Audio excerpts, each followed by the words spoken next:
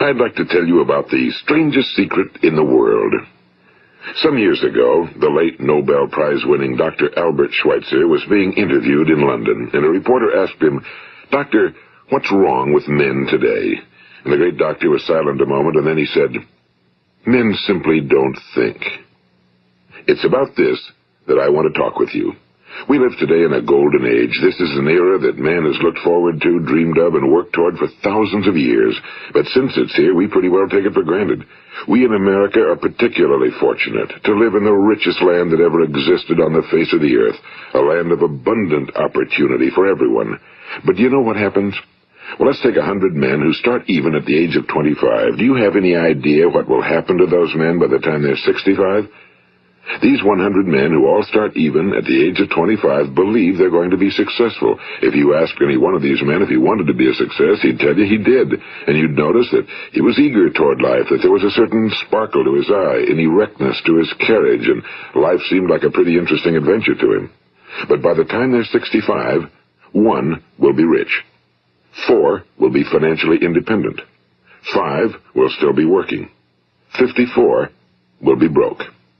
Now think a moment. Out of the 100, only 5 make the grade. Now why do so many fail?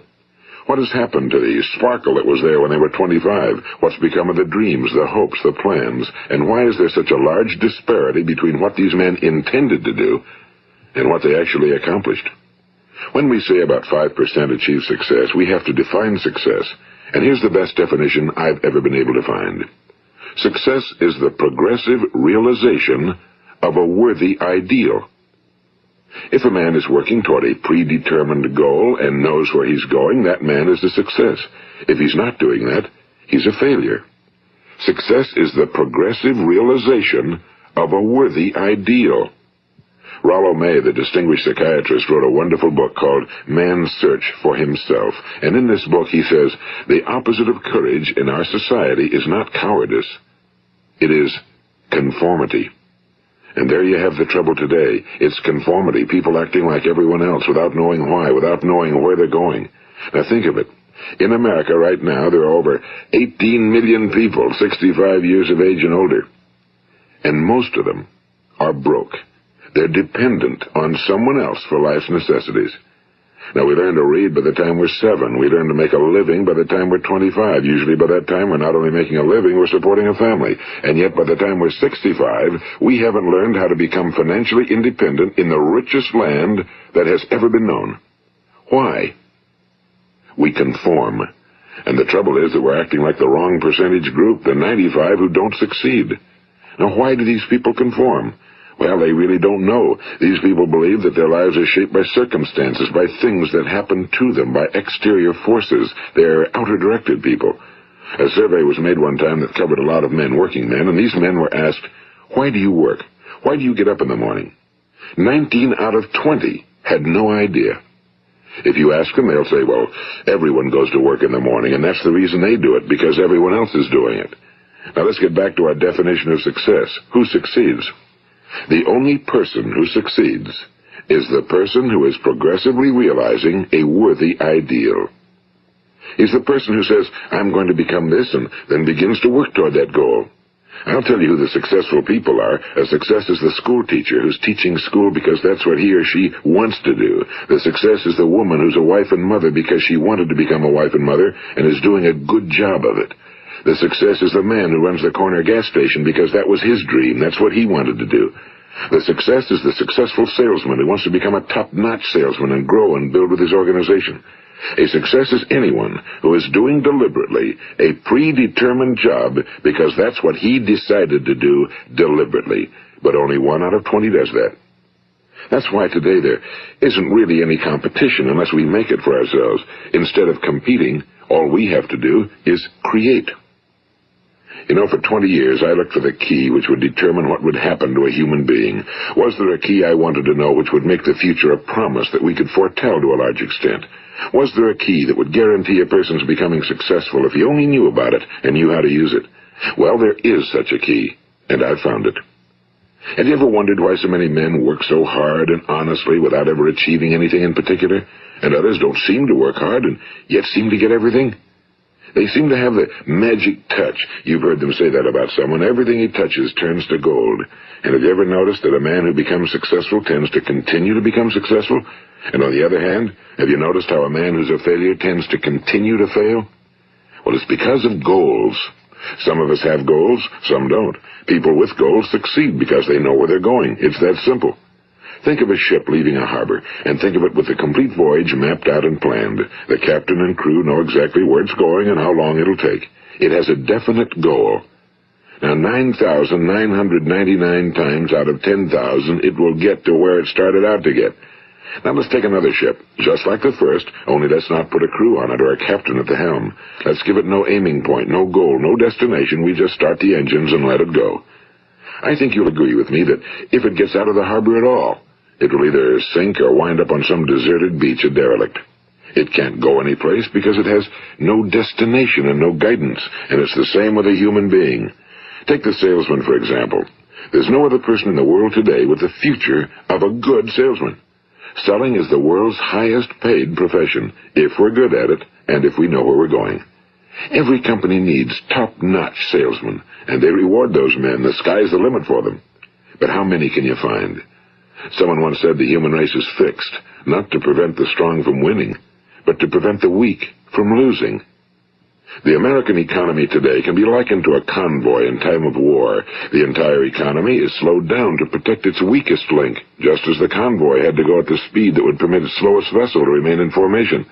That's why it's so easy to make a living today. It takes no particular brains or talent to make a living and support a family today. So we have a plateau of so-called security, if that's what a person's looking for. But we do have to decide how high above this plateau we want to aim. Now let's get back to the strangest secret in the world, the story that I wanted to tell you today. Why do men with goals succeed in life and men without them fail? Well, let me tell you something which, if you really understand it, will alter your life immediately. If you understand completely what I'm going to tell you from this moment on, your life will never be the same again. You will suddenly find that good luck just seems to be attracted to you. The things you want just seem to fall in line, and from now on you won't have the problems, the worries, the gnawing lump of anxiety that perhaps you've experienced before. Doubt, fear, well, they'll be things of the past. Here's the key to success and the key to failure. We become what we think about. Now let me say that again. We become what we think about. Throughout all history, the great wise men and teachers, philosophers and prophets have disagreed with one another on many different things. It's only on this one point that they are in complete and unanimous agreement. Listen to what Marcus Aurelius, the great Roman emperor, said. A man's life is what his thoughts make of it. Disraeli said this, everything comes if a man will only wait. I've brought myself by long meditation to the conviction that a human being with a settled purpose must accomplish it, and that nothing can resist a will that will stake even existence for its fulfillment. Ralph Waldo Emerson said this, a man is what he thinks about all day long. William James said, the greatest discovery of my generation is that human beings can alter their lives by altering their attitudes of mind. And he also said, we need only in cold blood act as if the thing in question were real, and it will become infallibly real by growing into such a connection with our life that it will become real. It will become so knit with habit and emotion that our interest in it will be those which characterize belief. And he also said, if you only care enough for a result, you will almost certainly attain it.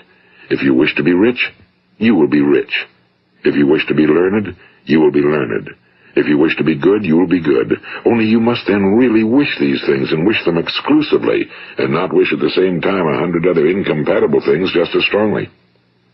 In the Bible, you read in Mark 9:23, if thou canst believe, all things are possible to him that believeth. My old friend Dr. Norman Vincent Peale put it this way, this is one of the greatest laws in the universe. Fervently do I wish I had discovered it as a very young man. It dawned upon me much later in life, and I found it to be one of the greatest, if not my greatest discovery outside of my relationship to God. The great law, briefly and simply stated, is that if you think in negative terms, you will get negative results. If you think in positive terms, you will achieve positive results. That is the simple fact, he went on to say, which is at the basis of an astonishing law of prosperity and success.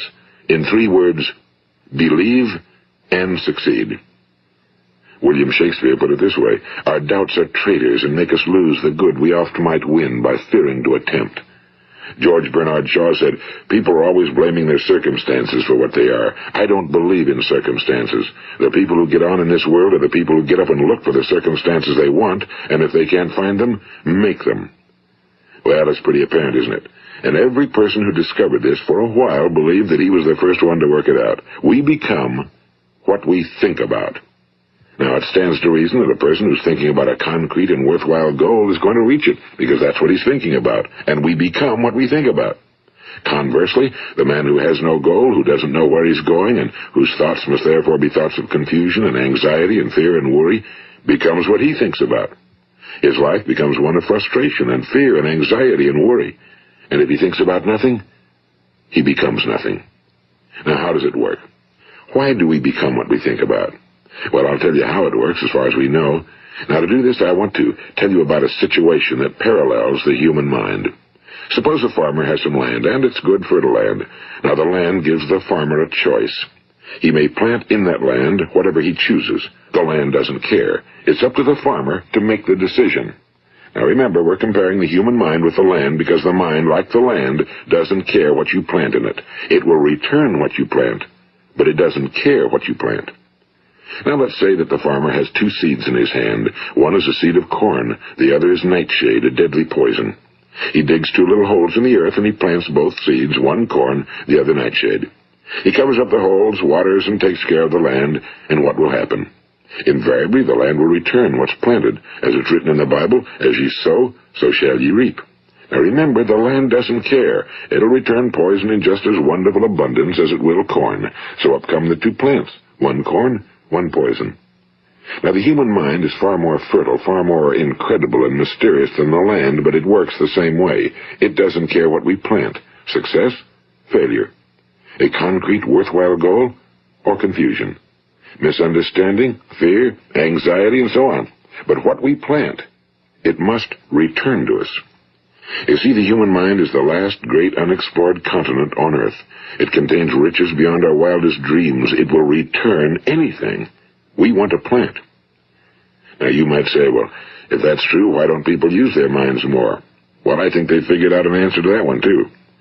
Our mind comes as standard equipment at birth. It's free, and things that are given to us for nothing we place little value on. Things that we pay money for, we value. The paradox is that exactly the reverse is true. Everything that's really worthwhile in life came to us free. Our minds, our souls, our bodies, our hopes, our dreams, our ambitions, our intelligence, our love of family and children and friends and country, all these priceless possessions are free. But the things that cost us money are actually very cheap and can be replaced at any time. A good man can be completely wiped out and make another fortune. He can do that several times. Even if our home burns down, we can rebuild it. But the things we got for nothing, we can never replace. The human mind isn't used because we take it for granted. Familiarity breeds contempt. It can do any kind of job we assign to it, but generally speaking, we use it for little jobs instead of big, important ones. Universities have proved that most of us are operating on about 10% or less of our abilities. So decide now, what is it you want? Plant your goal in your mind. It's the most important decision you'll ever make in your entire life. What is it you want? Do you want to be an outstanding salesman? A better worker at your particular job? Do you want to go places in your company? In your community? Do you want to get rich? All you've got to do is plant that seed in your mind, care for it, work steadily toward your goal, and it will become a reality. It not only will, there's no way that it cannot. You see, that's a law, like the laws of Sir Isaac Newton, the laws of gravity. If you get on top of a building and jump off, you'll always go down. You'll never go up, and it's the same with all the other laws of nature. They always work. They're inflexible. Think about your goal in a relaxed, positive way. Picture yourself in your mind's eye as having already achieved this goal. See yourself doing the things you will be doing when you've reached your goal. Ours has been called the phenobarbital age, the age of ulcers and nervous breakdowns and tranquilizers. At a time when medical research has raised us to a new plateau of good health and longevity, far too many of us worry ourselves into an early grave trying to cope with things in our own little personal ways without learning a few great laws that will take care of everything for us. These things we bring on ourselves through our habitual way of thinking. Every one of us is the sum total of his own thoughts. He is where he is because that's exactly where he really wants to be, whether he'll admit that or not.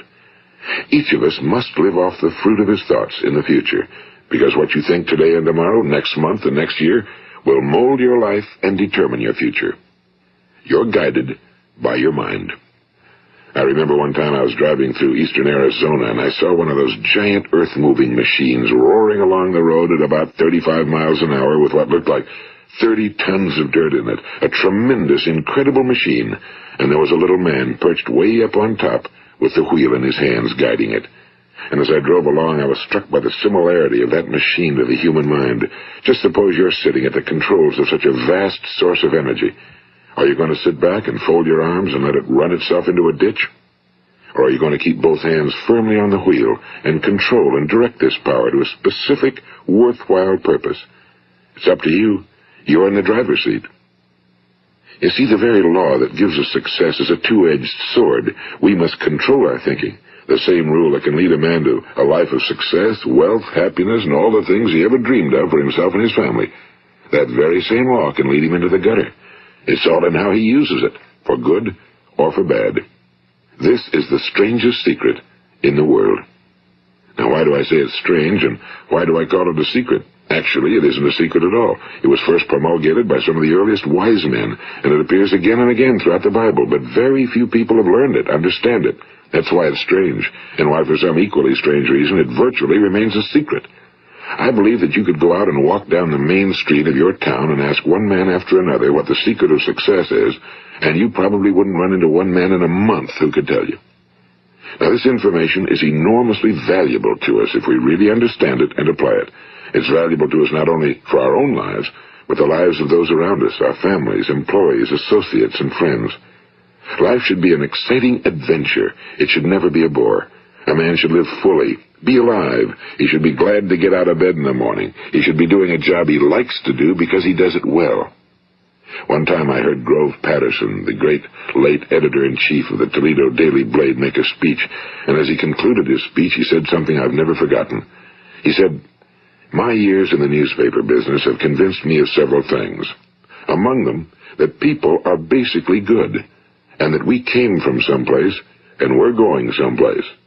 So we should make our time here an exciting adventure.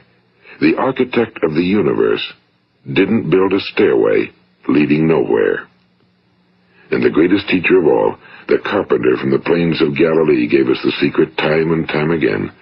As ye believe, so shall it be done unto you.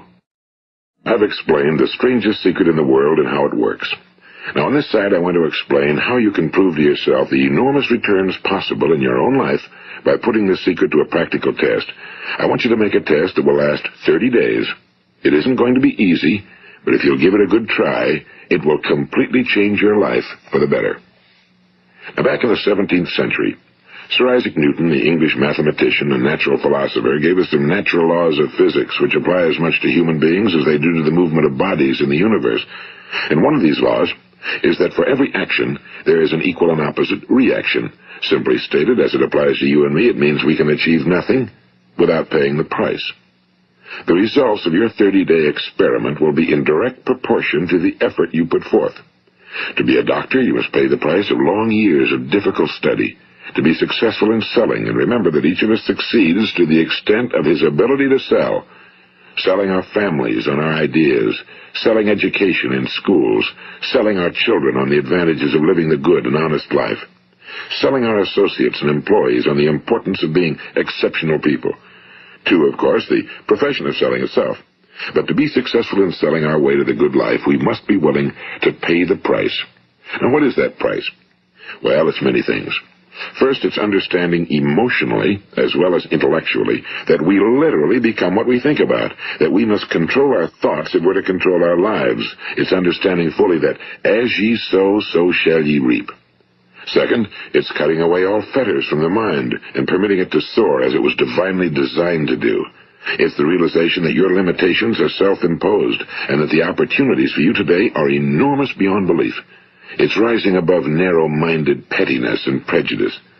And third, it's using all your courage to force yourself to think positively on your own problem, to set a definite and clearly defined goal for yourself, to let your marvelous mind think about your goal from all possible angles, to let your imagination speculate freely upon many different possible solutions, to refuse to believe that there are any circumstances sufficiently strong to defeat you in the accomplishment of your purpose, to act promptly and decisively when your course is clear, and to keep constantly aware of the fact that you are, at this moment, standing in the middle of your own acres of diamonds, as Russell Conwell used to point out.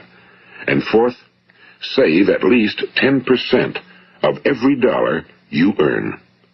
It's also remembering that no matter what your present job, it has enormous possibilities, if you're willing to pay the price. Now let's just go over the important points in the price each of us must pay to achieve the wonderful life that can be ours. It is, of course, worth any price. 1. You will become what you think about. 2. Remember the word imagination and let your mind begin to soar. 3. Courage. Concentrate on your goal every day. 4. Save 10% of what you earn. And 5. Action. Ideas are worthless unless we act on them. Now, I'll try to outline the 30-day test I want you to make. Keep in mind that you have nothing to lose by making this test and everything you could possibly want to gain. There are two things that may be said of everyone. Each of us wants something, and each of us is afraid of something. I want you to write on a card what it is you want more than anything else. It may be more money. Perhaps you'd like to double your income or make a specific amount of money. It may be a beautiful home. It may be success at your job. It may be a particular position in life. It could be a more harmonious family. Each of us wants something. Now write down on your card specifically what it is you want. Make sure it's a single goal and clearly defined. You needn't show it to anyone, but carry it with you so that you can look at it several times a day. Think about it in a cheerful, relaxed, positive way each morning when you get up, and immediately you have something to work for, something to get out of bed for, something to live for. Look at it every chance you get during the day and just before going to bed at night. And as you look at it, remember that you must become what you think about, and since you're thinking about your goal, you realize that soon it will be yours. In fact, it's yours really the moment you write it down and begin to think about it. Look at the abundance all around you as you go about your daily business. You have as much right to this abundance as any other living creature. It's yours for the asking. Now we come to the difficult part. Difficult because it means the formation of what is probably a brand new habit, and new habits are not easily formed. Once formed, however, it will follow you for the rest of your life. Stop thinking about what it is you fear. Each time a fearful or negative thought comes into your consciousness, replace it with a mental picture of your positive and worthwhile goal. And there'll come times when you'll feel like giving up. It's easier for a human being to think negatively than positively. That's why only 5% are successful. You must begin now to place yourself in that group. For 30 days, you must take control of your mind. It will think about only what you permit it to think about. Each day for this 30-day test, do more than you have to do. In addition to maintaining a cheerful, positive outlook, give of yourself more than you've ever done before. Do this knowing that your returns in life must be in direct proportion to what you give. The moment you decide on a goal to work toward, you're immediately a successful person. You are then in that rare and successful category of people who know where they're going. Out of every 100 people, you belong to the top 5. Don't concern yourself too much with how you're going to achieve your goal. Leave that completely to a power greater than yourself. All you have to do is know where you're going. The answers will come to you of their own accord and at the right time. Remember these words from the Sermon on the Mount, and remember them well. Keep them constantly before you this month of your test. Ask, and it shall be given you. Seek, and ye shall find. Knock, and it shall be opened unto you. For every one that asketh receiveth, and he that seeketh findeth, and to him that knocketh it shall be opened. It's as marvelous and as simple as that. In fact, it's so simple that in our seemingly complicated world, it's difficult for an adult to understand that all he needs is a purpose and faith. For 30 days, do your very best. If you're a salesman, go at it as you've never done before, not in a hectic fashion, but with the calm, cheerful assurance that time well spent will give you the abundance in return you deserve and want. If you're a homemaker, devote your 30-day test to completely giving of yourself without thinking about receiving anything in return, and you'll be amazed at the difference it makes in your life. No matter what your job, do it as you've never done it before for 30 days. And if you've kept your goal before you every day, you'll wonder and marvel at this new life you've found.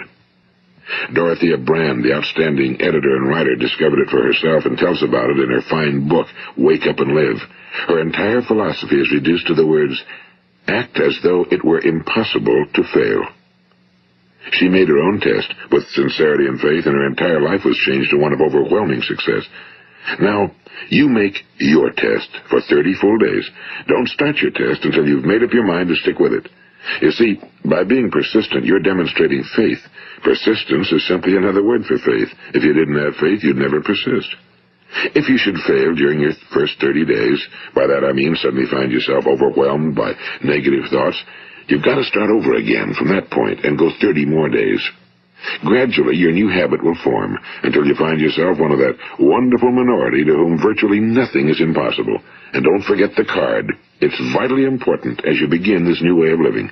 On one side of the card, write your goal, whatever it may be. On the other side, write the words we've quoted from the Sermon on the Mount. Ask, and it shall be given you. Seek, and ye shall find. Knock, and it shall be opened unto you. Nothing great was ever accomplished without inspiration. See that during these crucial first 30 days, your own inspiration is kept at a peak. And above all, don't worry. Worry brings fear, and fear is crippling. The only thing that can cause you to worry during your test is trying to do it all yourself. Know that all you have to do is hold your goal before you. Everything else will take care of itself. Remember also to keep calm and cheerful. Don't let petty things annoy you and get you off course. Now, since making this test is difficult, some will say, why should I bother? Well, look at the alternative. No one wants to be a failure. No one really wants to be a mediocre individual. No one wants a life constantly filled with worry and fear and frustration. Therefore, remember that you must reap that which you sow. If you sow negative thoughts, your life will be filled with negative things. If you sow positive thoughts, your life will be cheerful, successful, and positive. Now, gradually, you will have a tendency to forget what you've heard on this recording. Play it often. Keep reminding yourself of what you must do to form this new habit. Gather your whole family around at regular intervals and listen to what's been said here. You know, most men will tell you that they want to make money without understanding the law. The only people who make money work in a mint. The rest of us must earn money. This is what causes those who keep looking for something for nothing or a free ride to fail in life. The only way to earn money is by providing people with services or products which are needed and useful. We exchange our time and our product or service for the other man's money. Therefore, the law is that our financial return will be in direct proportion to our service. Now, success is not the result of making money. Making money is the result of success, and success is in direct proportion to our service. Most people have this law backwards. They believe that you're successful if you earn a lot of money. The truth is that you can only earn money after you're successful. It's like the story of the man who sat in front of the stove and said to it, "Give me heat, and then I'll add the wood." How many men and women do you know, or do you suppose there are today, who take the same attitude toward life? There are millions. We've got to put the fuel in before we can expect heat. Likewise, we've got to be of service first before we can expect money. Don't concern yourself with the money. Be of service. Build, work, dream, create. Do this and you'll find there's no limit to the prosperity and abundance that will come to you. Prosperity, you know, is founded upon a law of mutual exchange. Any person who contributes to prosperity must prosper in turn himself. Sometimes the return will not come from those you serve, but it must come to you from someplace, because that's the law. For every action, there is an equal and opposite reaction. As you go daily through your 30-day test period, remember that your success will always be measured by the quality and quantity of service you render, and money is a yardstick for measuring this service. No man can get rich himself unless he enriches others. Now, there are no exceptions to a law. You can drive down any street in America and from your car estimate the service that's being rendered by the people living on that street. Had you ever thought of this yardstick before? It's interesting. Some, like ministers and priests and other devoted people, measure their returns in the realm of the spiritual, but again, their returns are equal to their service. Once this law is fully understood, any thinking person can tell his own fortune. If he wants more, he must be of more service to those from whom he receives his return. If he wants less, he has only to reduce his service. This is the price you must pay for what you want. If you believe you can enrich yourself by deluding others, you can end only by deluding yourself. It may take some time, but just as surely as you breathe, you'll get back what you put out. Don't ever make the mistake of thinking you can avert this. It's impossible. The prisons and the streets where the lonely walk are filled with people who tried to make new laws just for themselves. We may avoid the laws of man for a while, but there are greater laws that cannot be broken. An outstanding medical doctor recently pointed out 6 steps that will help you realize success. 1. Set yourself a definite goal. 2. Quit running yourself down. 3. Stop thinking of all the reasons why you cannot be successful and instead think of all the reasons why you can. 4. Trace your attitudes back through your childhood and try to discover where you first got the idea you couldn't be successful, if that's the way you've been thinking. 5. Change the image you have of yourself by writing out a description of the person you would like to be. And 6. Act the part of the successful person you have decided to become. The doctor who wrote those words is a noted West Coast psychiatrist, Dr. David Harold Fink. Do what the experts since the dawn of recorded history have told you you must do. Pay the price by becoming the person you want to become. It's not nearly as difficult as living unsuccessfully. Make your 30-day test, then repeat it again, and each time it will become more a part of you until you'll wonder how you could ever have lived any other way. Live this new way and the floodgates of abundance will open and pour over you more riches than you may have dreamed existed. Money? Yes, lots of it. But what's more important, you'll have peace. You'll be in that wonderful minority who lead calm, cheerful, successful lives. Start today. You have nothing to lose, but you have a whole life to win. This is Earl Nightingale, and thank you.